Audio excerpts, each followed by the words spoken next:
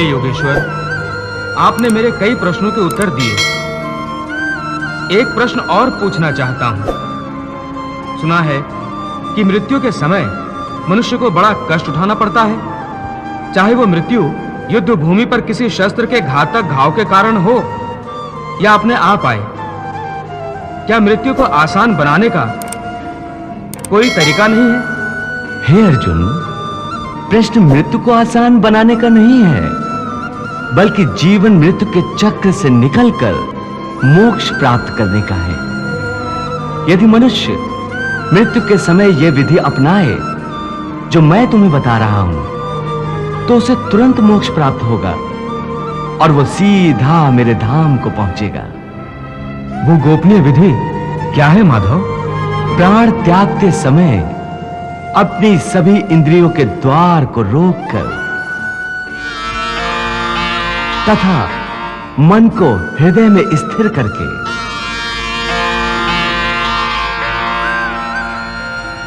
और प्राण को मस्तिष्क में स्थापित करके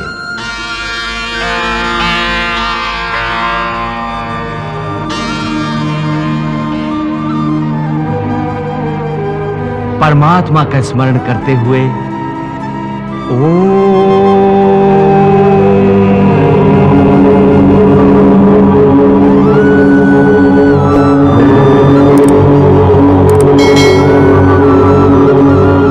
मंत्र का उच्चारण करेंगे तो वो मनुष्य जीवन भर कितना ही पापी क्यों न रहा हो, उसे मोक्ष अवश्य प्राप्त हो जाएगा।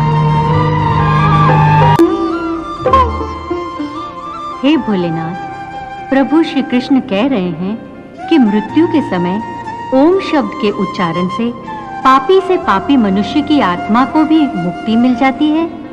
देवी, ओम केवल एक शब्द नहीं है, समस्त मंत्रों का शिरोमणि मंत्र है ओम।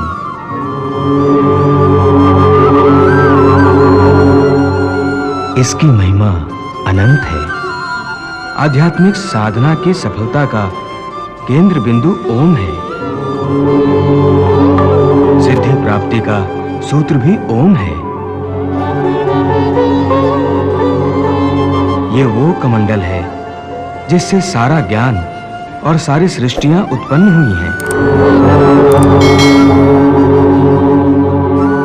ओम की साधना ज्ञान और भक्ति के मार्ग को प्रकाशित कर देती है और अपने जीवन में ओम का उच्चारण करते रहने वाले प्राणी को सुख, समृद्धि, वैभव और वैराग्य प्राप्त होता है।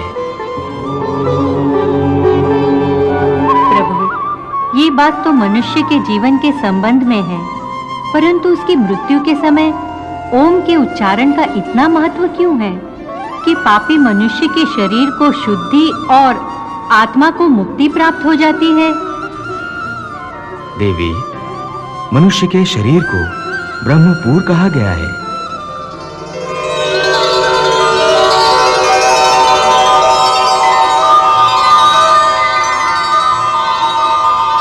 और मानव देह के भीतर हृदय कमल में आत्मा की दिव्य ज्योति प्रकाशित रहती है।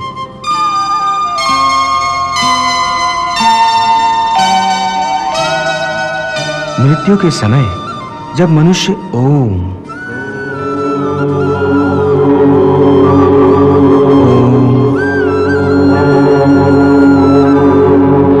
का मंद मंद उच्चारण एक लय के साथ करता है, तो आत्मा और परमात्मा दोनों ही महासुख और महा आनंद के साथ नाच उठते हैं और दोनों एक दूसरे से मिलन के लिए ऐसे व्याकुल हो जाते हैं जैसे युगों युगों से बिछड़े हुए दो प्रेमी सारी सीमाएं तोड़कर एक दूसरे में समा जाने को एक दूसरे की ओर बढ़ते हैं। वाह प्रभु वाह, आपने परमात्मा से आत्मा के मिलन की इतनी सुंदर, इतनी मोहक व्याख्या की है।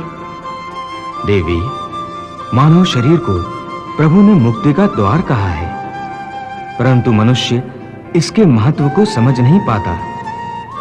इसी महत्व के कारण मानव शरीर की रचना भी विशेष रूप से की गई है। मनुष्य का देह एक छोटा सा ब्रह्मांड है जिसमें समस्त लोकों का निवास है। ब्रह्मरंध्र ब्रह्मलोक का प्रतीक है। मानव शरीर में तीनों लोग कैसे समा गए हैं प्रभु? मनुष्य के शरीर में पैरों से नाभि तक भूलोक है।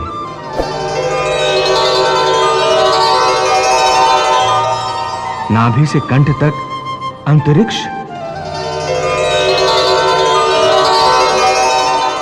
तथा कंठ से कपाल तक स्वर्गलोक है। और कपाल में महा, जनः, तपः और सत्यलोक है। योगी जन मानव शरीर की इस बनावट को भली भांति समझते हैं, इसलिए वो देह त्यागने के समय प्राण को पहले ऊपर की ओर उठाकर कंठ में अर्थात अंतरिक्ष में ले आते हैं। कंठ के विशुद्ध चक्र से आज्ञा चक्र में ले जाते हैं और यहां से कपाल में सहस्रार में स्थापित करके ब्रह्मरंध्र के द्वारा ही अपने प्राण शरीर से निकाल देते हैं।